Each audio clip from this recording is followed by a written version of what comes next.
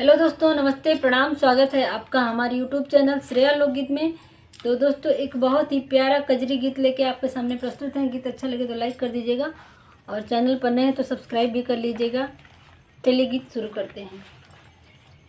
माई बहिनी के अपन समझाई पिया, करे ना लड़ाई पिया ना। माई बहिनी के अपन समझाई पिया, करना लड़ाई पियाना। लड़ाई पियाना हो, लड़ाई पियाना, लड़ाई पियाना हो, लड़ाई पियाना।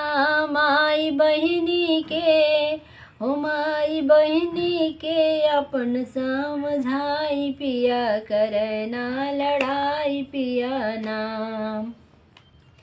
हम अकेले ना बनाइब ना परोस के खियाइब, हम अकेले ना बनाइब ना परोस के खियाइब हो। हमरे संगवे में दोनों जने लागी रहे, गाँव में न भागे रहे ना। हमरे संगवे में दोनों जने लगे रहे, गाँव में न भागे रहे ना। माई बहिनी के हो, माई बहिनी के अपन समझाई पिया, करे ना लड़ाई पियाना।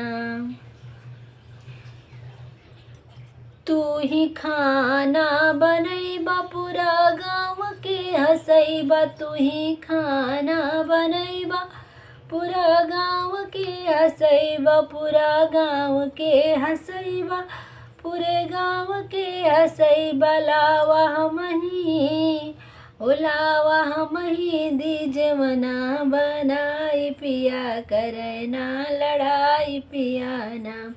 लावा जे मना दी हमही बनाई पिया, करना लड़ाई पियाना। माई बहिनी के अपन समझाई पिया, करना लड़ाई पियाना।